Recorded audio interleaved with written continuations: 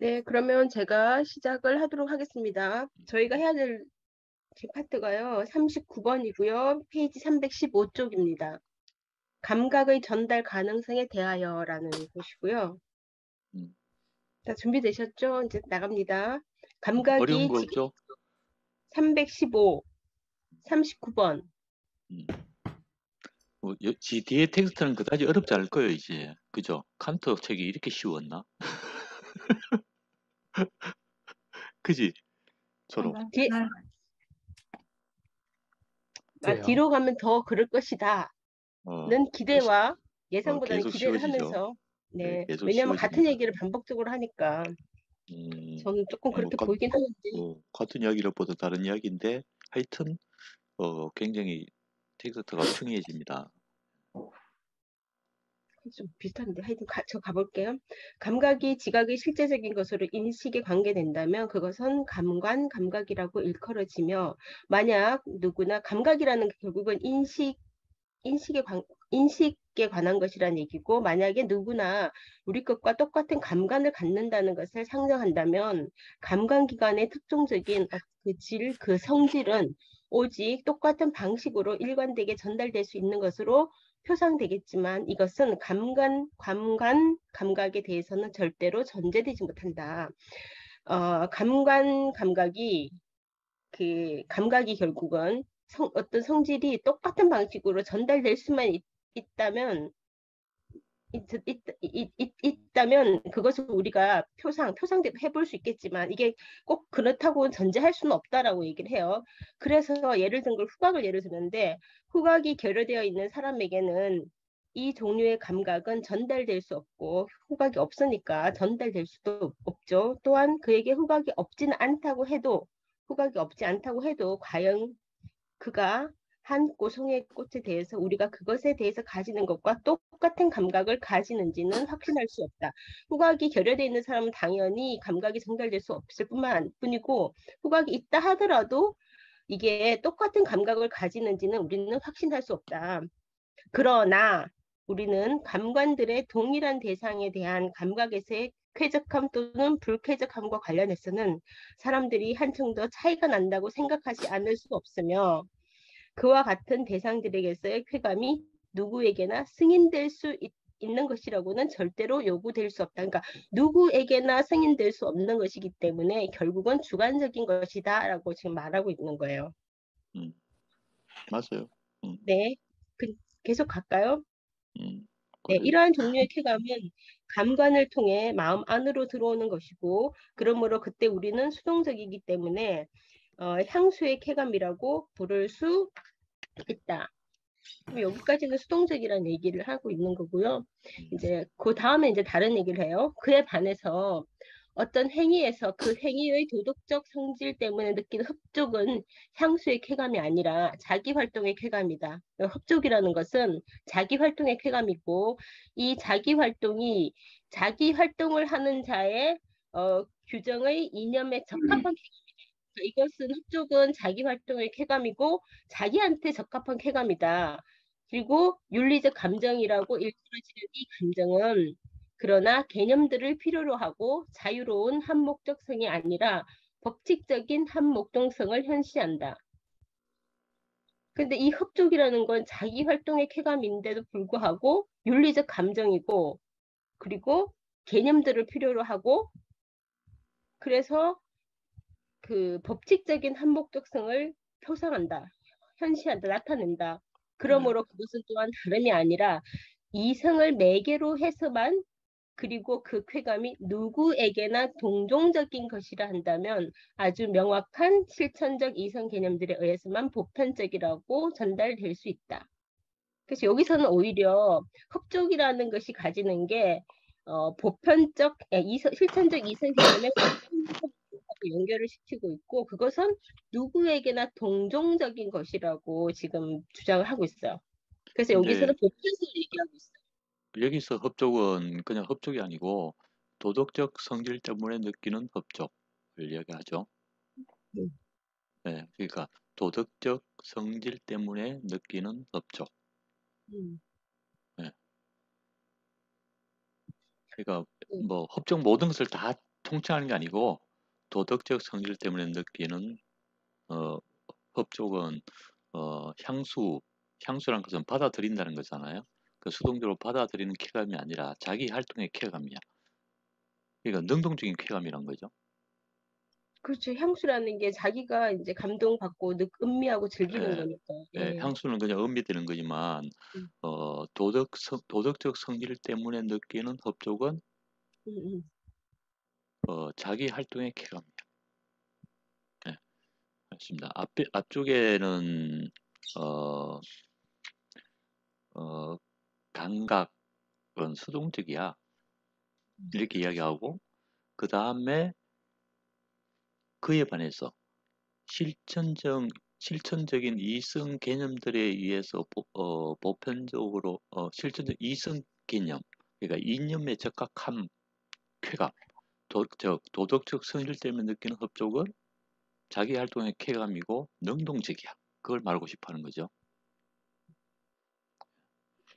네.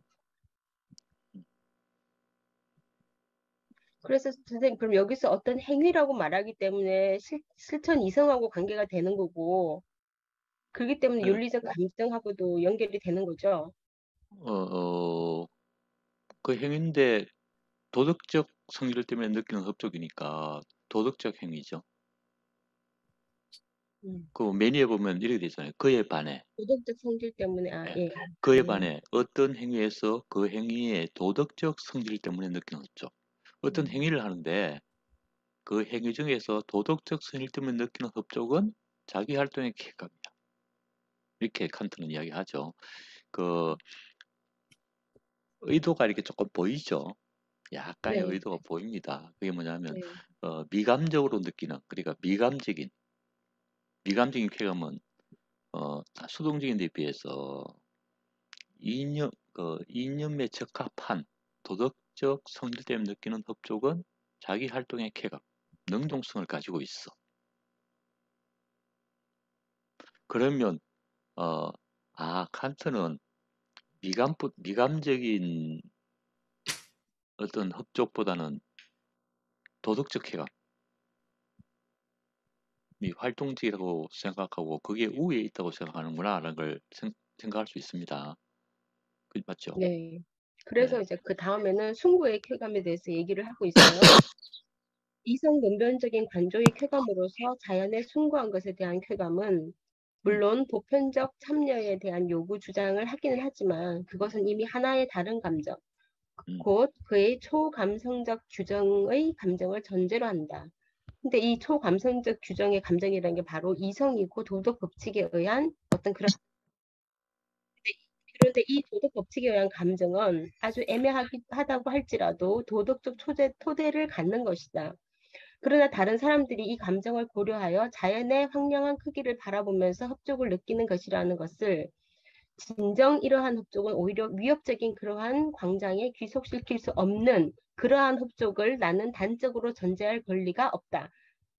결국은 어 뭐라 어디 갔나 할게요. 자연의 황량한 크기를 바라보는 느끼는 흡족이 위협적이라고 위협적인 것에 귀속시킬 수는 없다. 위협적인 것은 아니다라는 거죠. 이거는 그냥 이때 귀속이라는 것은 초감성적 규정, 음, 도덕적 잣대를 갖는 것이 아니라는 거죠. 그러니까 그러니까 단순하게 약간 숭고한 것 안전 중에서 음, 자연을 보고 숭고하다라는 것은 정확히 말하면 아니야라고 칸트 앞에서 이야기했거든요.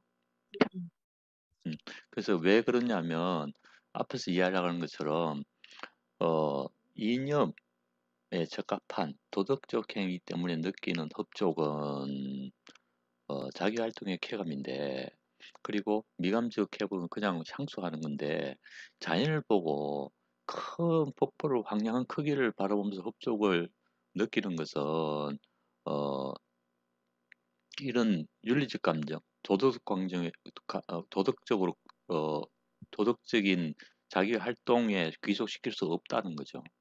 음, 예. 네. 그럼에도 불구하고 나는 적당한 기연이 있을 때마다 저러한 도덕적 소질들이 고려되어야 한다는 관점에서 저러한 협조, 도덕 법칙에 따른 협조도 누구에게나 감히 요구할 수 있다. 그러나 나는 오직 그 자신, 다시금 이성의 개념들 위에 기초되어 있는 도덕 법칙을 매개로 해서 그러할 수 있을 따름이다. 그래서 결국은 숭고에 따른 쾌감이라는 것은 실천 이성의 개념이고 도덕 법칙에 따르는 거다. 예, 그래서 보편성이 예, 결국 이념에 있다라는 거죠. 이념에서 생기는 숭고의 감정이야말로 진짜 숭고하다고 말할 수 있다. 이렇게 말할 수도 있겠죠. 그죠? 네, 예, 칸트에게서 미감적이란 것은 사실은 별거 아니에요. 그러니까 우리가 미감적이라는 것은 어떤 사물을 보고 아름다워라는 거거든요. 근데 그 사물의 형식, 꽃을 보고 아름답다라는 것은 미감이잖아요. 그래서 그걸로 숭고하다 그러진 않죠. 그래서 보통 우리가 흔히 우아미 이렇게 이야기하는데 그런 경우에는 그냥 수동적인 협족인 수동적인 협족 뿐인 거고 숭고미 그냥 뭐냐면 그 뭡니까 음, 마리아가 죽은 예수를 안고 피에타, 뭐고 어떤 표정 그 표정을 잘 말로 표현을 못 하겠네. 뭔가 이렇게 뭐 웃는 것도 아니고 우는 것도 아닌 그런 비, 표정을 다 그려낼 때 바로 그게 숭고한 거야. 그러면 그때 그 숭고함은 뭐냐면 도덕적 활동의 발현이거든요.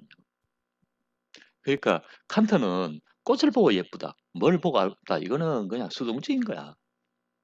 근데 아까 말처럼 피에타상 이런 것들은 도덕적 감정의 발현이고 자기 활동의 쾌감이라고 말을 하는 거죠.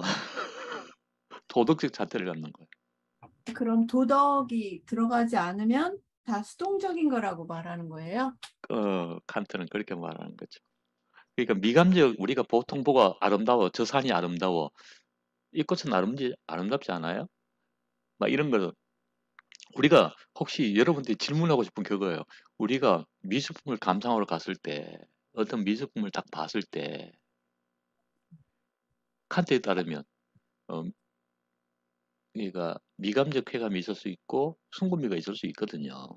두 개가 있을 수 있는데 미술품을 딱 보러 갔을 때 우리 순금미를 주는 거는 칸트는 엄청 좋아할 거예요.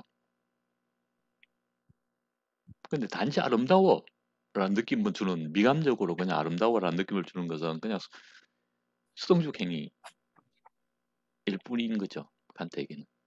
예, 그렇습니다. 예. 그러니까 초감성적, 그 감성을 뛰어넘는 감정. 얼마나 말은 멋집니까? 초감성적 규정의 감정을 전제로 하는. 음,